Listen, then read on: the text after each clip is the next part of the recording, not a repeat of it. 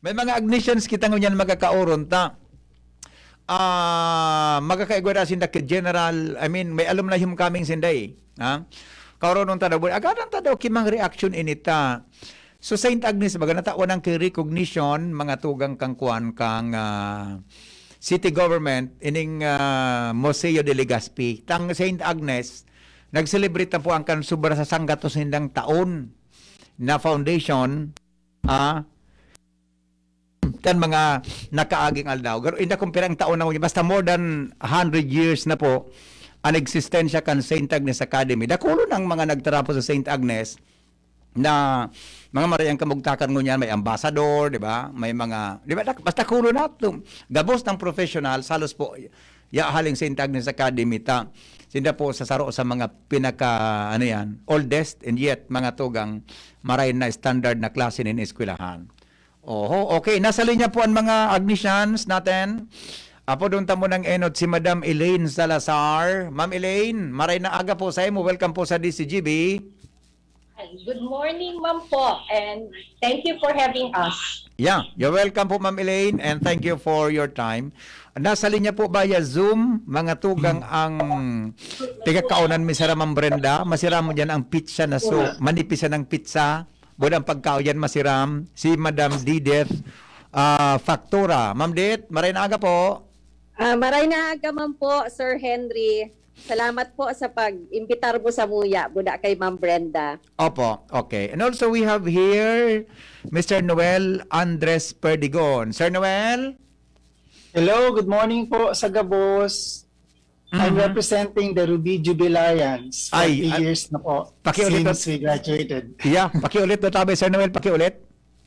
I'm Noel Perdigon. I'm representing the Ruby Jubilarians. Wow, talaga. Bat 7781. Oh, gari kasi sa medyo aki-aki pa dyan. Makawadigitan ko. Okay. Ma'am G. Ribostilio. Ma'am G, good morning. Welcome to DCGB. Good morning po, maray na aga sa Gabos. Salamat po sa pag-imbitar sa Muya. Thank you. Yeah, you're welcome po. Okay. Kamo po napat, pwede po maghagad muna kay reactions. Ano po ang feelings kang magluwas po sa mga social media, digdi po sa DCGB na ang sando pong alma mater, sabi nga ni, natawanan po ni recognition kang City Government of Legazpi, as in naibugtak po sa istorya, kang Legazpi, kang Museo de Legazpi. Ano po ang reactions nindo bilang mga Agnesians, mga madam and sir? Para sa akin, syempre, proud ako. Actually, ang St. Agnes, nag-100 years, nag-celebrate ng 100 years, ng 2012. 2012, yeah. We were there po, nag-cover kami eh. 2012, tama. Actually, St. Agnes is about 110 years. Wow. Na. Wow.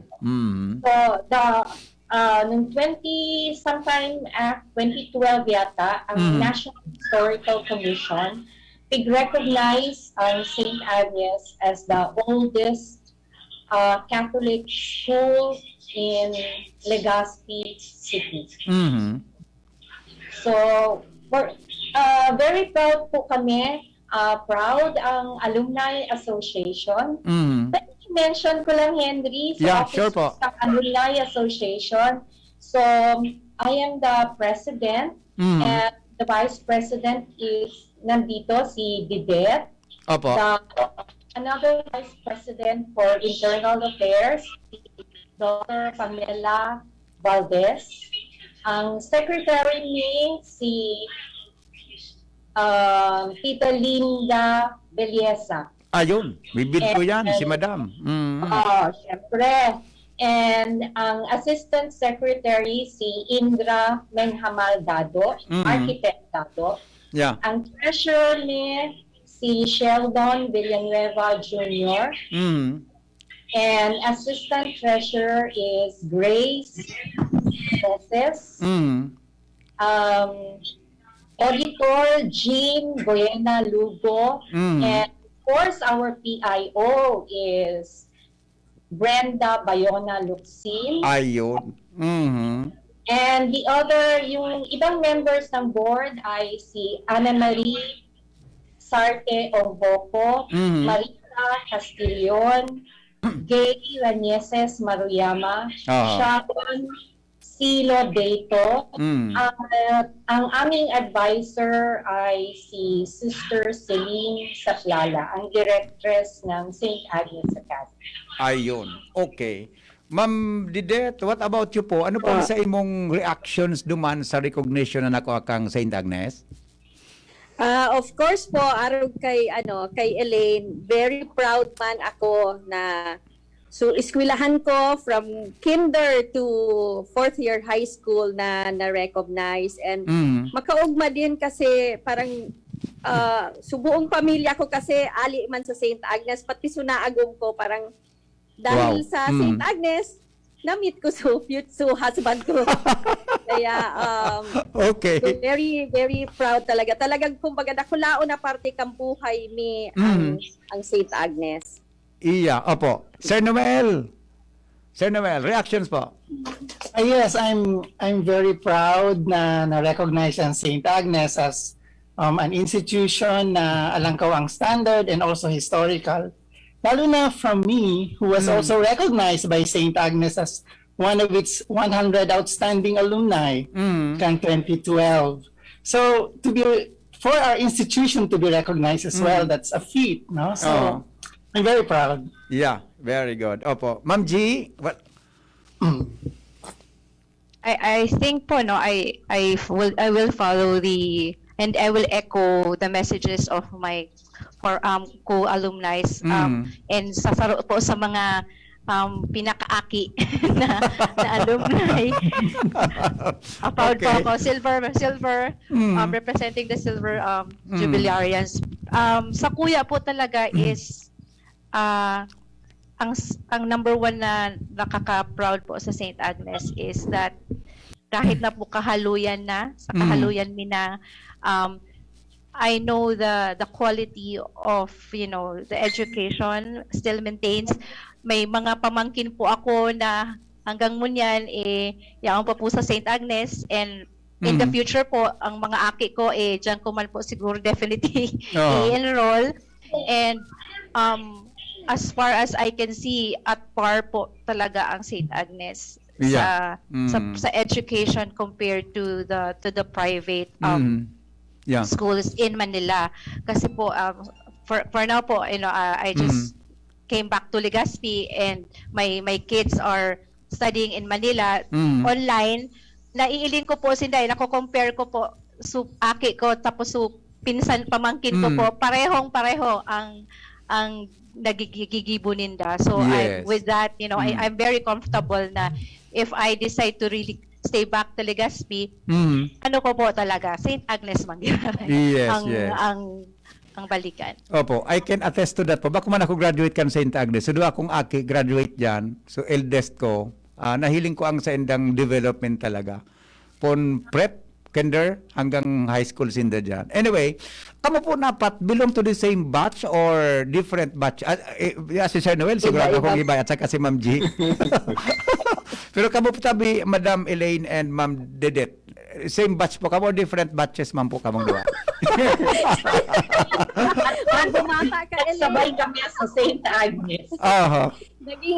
Pero teacher ako. Naging advisor ko si Ma'am Elaine sa Com Arts Club kay ito. Ay, sus ko. So batch 80, I graduated batch 84. I Kasabay ko see. po si Ana Marie Onghoco. Okay, papalan, Madam. 84. Oh. Si Madam Didet, day ko nahapoton. Kumbaga advisor mo ini sa communication. Kami Okay. ay Safar Jubilarian this year. And we are so proud of St. Agnes and proud also of the friendships we have formed. Yes, yes. Very good. One of the Okay. reason na bakit kami nagsi-celebrate ng homecoming, we wanted to celebrate it kahit na in a virtual Yeah. way. So as early as October, nagplano na kami. We met and nagplano kami paano namin gagawin. This is the first time bako kami mga techie, Henry. Uh-huh. So you can imagine, Mm. but anyway, it just came together in the past, Mm. in the last 2 months. Ang Muyami sana is the mass. So we will have a mass Mm. May 2 at Mm. 8 o'clock Opo. in the morning. Mm. Online po Ines sa Facebook page ng Yeah. St. Agnes Academy. Mm. Ang celebrant ni is Father Salando. Noel will talk more about this mass. Mm. Tapos, ang main program will happen sa May 9. Okay. So 2 days actually. May 2 is the mass, May 9 is the program. Okay. So the usual, merong Philippine National Anthem, then we have the President's Report, Mm. Treasurer's Report, we have a video thanking generous admissions and friends of admissions. My message is Sister Celine. Pero ang awaited part ng program sa May 9 ay yung mga video presentations ng mga jubilarians. Yeah. So gari first time I'm sure first time inita since last year baga po nagka-pandemic kita. So first time in ang reunion will be virtual. Is online, di ba? So ano Yes. pong mga aside from na mention po nindo na igwa ki mas, igwa ki iba pang mga video presentation, ano po mga exciting activities na pwedeng abangan ka mga grupo nindo, mga alumna and alumnus po kan St. Agnes Academy? So, I will discuss po muna the mass. Yes, It will yes be po. at Sir Noel, 8 go ahead. o'clock. Go ahead. It will be at 8 o'clock on May 2 to be officiated by Father Joseph Salando, who himself is also an Agnesian. Yeah. It will be live streamed, so it will be the first time that the mass will be participated in by all Agnesians and friends around the world. Now, Wow. it's actually being sponsored by the Gold Jubilarians. Oh, kasi po sino nasa gold na pat? Wala pa. Wala. Okay, so pero may advances po Sir Noel, di ba? Kung di ba virtual alumni homecoming, magkuan lugod sa mga daing time na maka-attend, di ba? Na nakakauli. May times sindang maka-attend via online. So meaning po may interaction, mag-iirilingan ka mo via online. That mas mas dakol po ang magjo-join sa activity inilalo mo niyan maski may pandemic kita. Yeah, iya po. That's true. Kasi when we celebrated our silver anniversary, for example, in 2006, at that time, we were the biggest batch. 90 lang kami. Wow. But now, since it's virtual, we have gathered almost 200 alumni around the world participating in the video that we will be creating. So, mas na-expand sa participation. Okay. May registration po sa endong activity ini. Do you have any registration? Nag-uulok si Ma'am Didet. Basta, ano po ka man sa lapa? Pag sinabi ko pong registration, gani mapa-enlist ka baga? Mapalista ka lang? Mapalista, something like that. Alright. Go ahead po, Ma'am Didet. Pero Si Ma'am Elaine ganito. Ma'am Elaine, go ahead po, Ma'am Elaine. So online registration, dai naman po kami Malikwire. But we, kasi usual, in the past, pag may registration, may kasabay na registration fee. Walang dahil kami kaya. Yes. Oo. The debt, however, will, maybe si G muna can about yung theme namin, Together in Electric Dream. Wow, talaga ha. Si Kwan yan, si Philip, si Paling Philip po, naganta ka yan. Yes. And I would like to I really acknowledge, I won't take it. I will give it to Ma'am Didet for bringing this idea po talaga. Pero yun nga po, the theme would revolve around that song. Mhm. So siguro po kung may makadangog po, taka lang iluwas ko ang aking cheat sheet dahil hindi ko man memorize ang song. Yeah. Pero when Mom Didet provided us that that idea na Jehan, since nga 'di ba literally in our day and age today talagang gabos araw ka ini maski magbabarangkada nag nightlife sa sa virtual 'di ba? Yeah.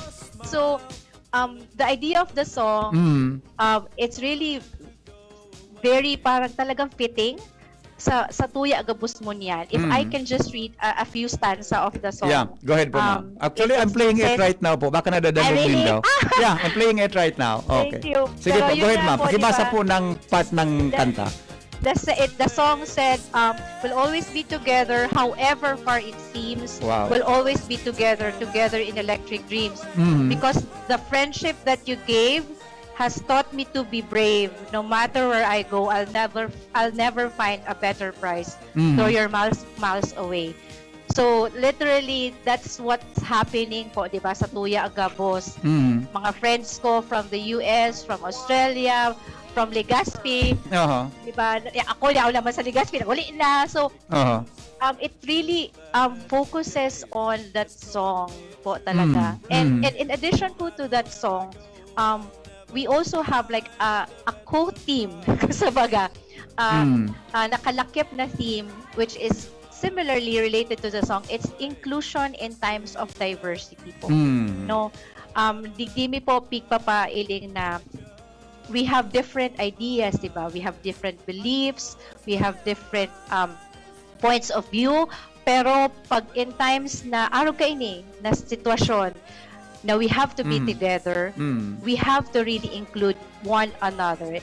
Listen to their ideas, listen to their thoughts, and yan po yung nailing ko. And I am very proud again of being an Agnesian because attending the alumni meetings is very glaring of our theme today po, yung inclusion in times of diversity. Kasi kahit na po iba-iba ang edad iba-iba ang pagkakaintindi sa technology, they try their best para nga po ma-achieve ining sarunggol na kahit papaano, di ba, dahil kita nagilingan, pero we will still make our best, sabi nga parati, best effort, di ba? Opo. Na magibo ining alumni for this year. Yeah. Coming. Ang St. Agnes po, famous talaga digdi every year may alumni homecoming ano. Ano pong exciting na nangyari po diyan sa alumni incoming on your part po base sa experience nindo? Taaram ko very active po ang St. Agnes Academy pag-abot sa araw kaning bagay. Ano po ang naiko-contribute nindo sa indong dating eskwelahan o sa St. Agnes Academy mismo? Didet can talk about Yeah. Ma'am Didet. Si Madam Hindi Dit pa po. para simbaga no. Sige po. Go ahead po. So ito mo nang upot mo po na very famous nga ni ang St. Agnes for this, and talagang every year lalo na po sa mga jubilarians, talagang once na nakatry ka mo kang silver, duman po yan nagpupuon na parang after, di ba po, after high school, medyo nagbuburulaga na, kanya-kanya, and nagsa-start ki career, nagsa-start ki family, and then pag silver, you come together, you raise funds to ang mga silver jubilarians, hinda po ang talagang main sinda talaga ang pinaka nagagastos for the homecoming. Mga mayaman po fundraising ini. pa lang for the homecoming, may banding na tulo. So years before the homecoming, nagsa-start na banding kang class because of that fundraising. Okay. And then pag after po kaya na after kang homecoming, that's the start. Endless na yan, coming together. Iyan pa sa nangani po, kung pwede pa lang day magpurulagan. Hanggang narumduman ko po kang timing. Nagsunod pa ako sa Manila after the homecoming just to be with my classmates, lalo na po sa mga mabaralik na sa abroad. So araw po kaiyan very tight, nagiging very tight ang mga batchmates because of the alumni homecoming. So we get to appreciate St. Agnes all the more because of this. So ngunyan po, yung nga ni so naisip ni na maski araw kay ni ang time stop because of the pandemic, we can still come together. And Yeah. kay pa po kay ni na during homecoming usually the jubilarians would think of how can we give back to St. Agnes. That's it. So, bako po ini we kumbaga po out of the appreciation of what St. Agnes has done to us, we would like to give back us a little something to them. Usually po ang iba kayan in monetary, ang iba po naramdaman ko na istorya ni Elaine, sinda ka ito electric fans, right Elaine? Oho. So mga ano. So kung ano po ang need kag school. So ngunyan po pig-apot mi si Sister Celine kung ano ang pinakakaipuhan ninda. And sabi niya po, it's the scholarship funds. Aha. Alam mo po, pig-istorya niya nga ni po sa kuya na these days, nakulong baga po ang medyo talagang financially hard up mo niya na panahon. So, dakul ang day makakapapaiskwela sa St. Agnes. So, dati na nga ni po, siguro medyo sabihin ta ng, syempre po, because of the standards, medyo challenging din sa pagpaiskwela, lalo na po ngunyan. So, si Sister Celine and the Benedictine sisters thought of parang, kumbaga, spicing up the scholarship fund of St. Agnes. And parang campaigning to former Agnesians to help. So iyo po ini ang pinaka-pigaagad ng dagunyan. So we are encouraging the jubilarians and all the Agnesians, all the alumni to contribute to the scholarship funds. Kasabi nga ni po ni Sister Celine, they will be campaigning to other schools. Na halimbawa baga ngayon po sa example po sa Albay Central kasi hanggang elementary, they would like to invite halimbawa so mga deserving students to apply to St. Agnes, and if they can provide scholarship to them, iyo po ang gusto nindang ito. Kaya duwa po ang klase ng scholarship sa St. Agnes. It's academic, ito pong nag-excel, but it doesn't mean na if you don't excel, you don't get to be a scholar anymore. If you are just having, kumbaga, financially medyo hard up sa pamilya nindo, maski di ka po nag-excel, you can still apply as financial scholar. Iyo po yan na duwa. So mga gusto po na mga Agnesians na mag-donate, you can coordinate directly to Sister Celine. But during the homecoming po, the virtual homecoming, we will be asking Sister Celine for the bank account just in case ito nga ni po sa mga warara dito na pwede mag-deposit na lang. Sabi nga ni Ininda, ano da akong may GCash, so sabi ko, day ko aram kung sa mga madre Ano mga GCash na? GCash na. Opo. Pero so, with all the necessary information, ikakaagni po iyan during the virtual homecoming. Ay, very good. Okay. Yan po, ang magiging beneficiaries ka iyan sa mga aki lang kang mga nag-eskwela man sa St. Agnes? Dai po. Open siya. Dai po. Iyo po. Oo. Very Alam good. po kay ito sabi ko na halimbawa ngayon po kung valedictorian kisarong public school who wants to study in St. Agnes. Wow. They can. Wow. But even if bako ka valedictorian and nailing kang St. Agnes na you want and di talaga kaya mo mag-eskwela, you can still apply and try. Very good. Sa po. St. Agnes po ma-eskwela. Mas po dakol na funds. Yeah, sa St. Agnes po ma-eskwela ano? Sa St. Agnes ma-eskwela. Iyo po. Sa Very St. good. Agnes po, Very good. So ma-experience yan pag ang Agnesian spirit pag nakalawag sa Iyo St. po, Agnes opo. Academy. Sige po, taraman ko doon si Mrs. na mag-aki giraray. Okay. Sabi ni Ma'am Brenda,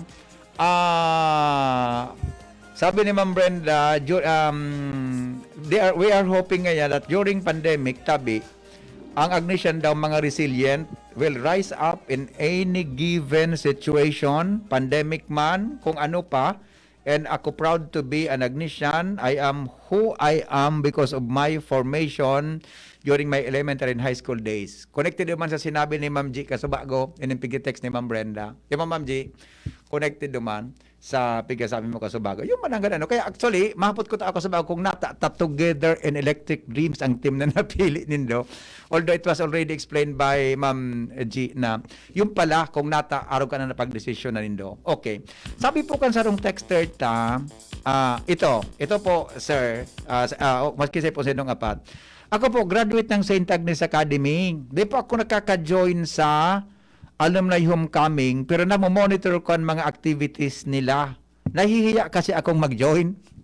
May mga arog po talaga kayo ng attitude baga po. Ano pong advice nindo po, mga madam and sir, sa arog kayo ng kakwanindo, If kakapwa?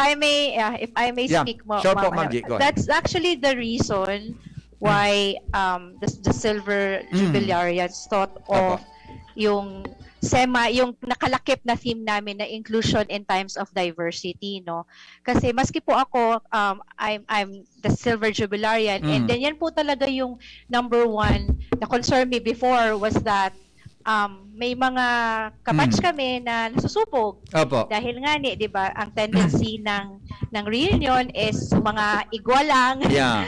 ang nakaka-participate, nakakaano. So, yan po talaga sa push me. Lalo na kaming ang batch me po talaga, I am very proud of my batch kasi kami po and I know as per batch may storya po, no? Pero sa pagkaka-feel ko po since grade school hanggang high school, kami po ang batch na wala po kami pikiiling magmayaman ka, magbako. Yeah. Basta magbarangkada ka mo, sararo po yan. As in, so, yan po so taught me na parang aram ko dakulon na mga kabatch kita na nasusupog Yeah. na they ma-attend. So I think, again, di ba, everything happens for a reason. Yes, This pandemic gives us something to, there's a positivity in this pandemic. And this is nga ito, ng virtual. And the virtual homecoming will give avenue to everybody, right? Everybody can join. Wala na pong nakasupog, magduman sa St. Agnes, Yeah. Ngunyan po, kami talaga, we're pushing our batchmates to participate, kahit na kung saan ka, kasi it's just a video, di ba? So, ano po talaga, again, inclusion in times of diversity, kahit ano ka man, di ba, you are, you're poor, you're rich, you're really, really rich, you have your sexual orientation, iba. In these times, we celebrate our alma mater, and then we contribute, and that's the most important. And again, nga, as Ma'am Didet said, right, it's time for us to give back. Yeah. Opo. No, ako po very thankful na kahit po pandemic, I still have work, and it's time for me to give back. Yeah. So, Opo. yun po. Sir Henry, Yes, go ahead po, Sir Noel. if I may add, Yeah, sure po. to answer that question as well, in addition to what G said, technology helped us actually a lot at this time. Yeah. Lalo na virtual naman. And we understand that some people are shy by nature. So I think my advice is for him or her to reach out to her batchmates. But the leaders of the batch also should take initiative. May mga chat groups naman, may messenger. So what we did, that's why we gathered 200 participants. We look at their Facebooks, added them, give them the choice if they want to be in.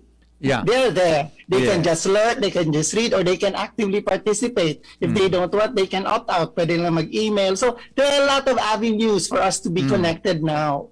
Yeah. Opo. Okay. Thank you, Sir Noel. All right.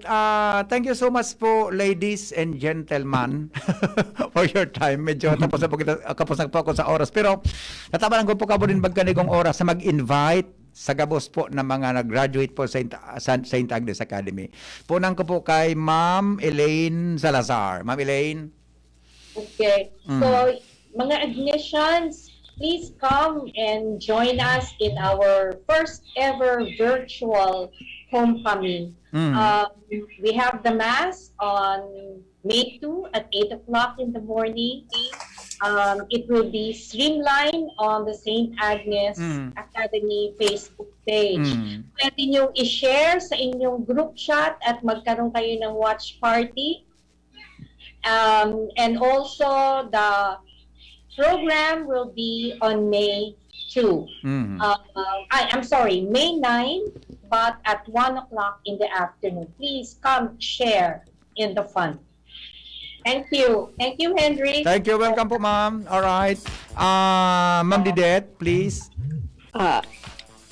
Iniimbitaran mi po ang gabos na mga admissions na mag-attend po kan sa muyang virtual homecoming. And siguro po, as nasabi naman po ito ni Ma'am Elaine sa May 2 and May 9.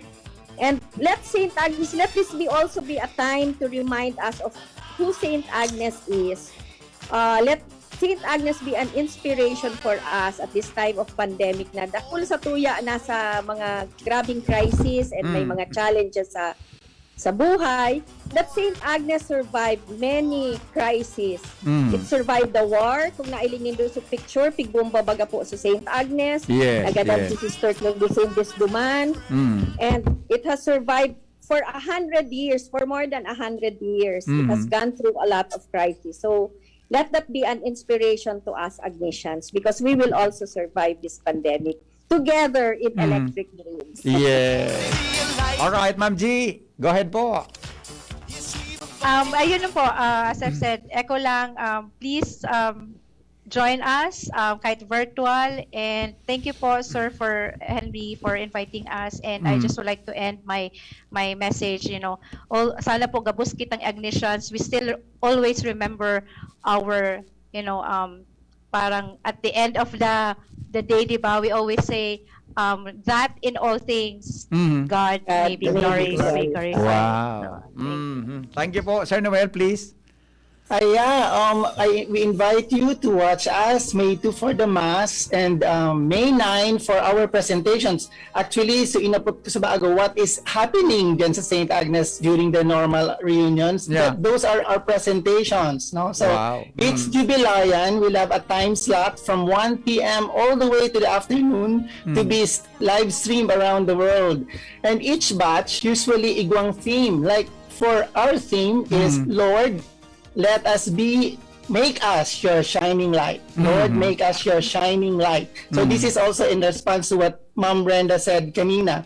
So how is it connected to the general theme? Shining light baga is somehow connected to Electric Dreams. Yeah. And become instruments of the Lord as well. Well, you may ask, sa inihali na theme, this came from our grade 6 graduation song taught by Sister Melanie Lumawig sa St. Agnes, A Word, a Touch, a Look, which is a song very relevant for these pandemic times. That's why we chose it. And because it's unpublished, we had it orchestrally arranged by a student of Ryan Cayabyab. No? So, abangan nindo yan. There's so much to watch for. Very good. Very good.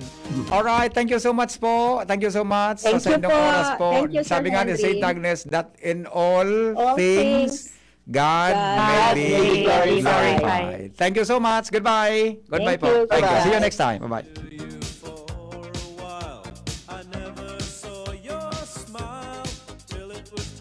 Alright, mga tugang maayampuan sa tuyang mga pagiriba, Ma'am Elaine Salazar, Ma'am Didette Factora, Sir Noel Andes Verdigon, and G. Ribostil, yung mga Agnesians po yan, kasarabay ni Ma'am Brenda. Thank you so much. Masunod na po ang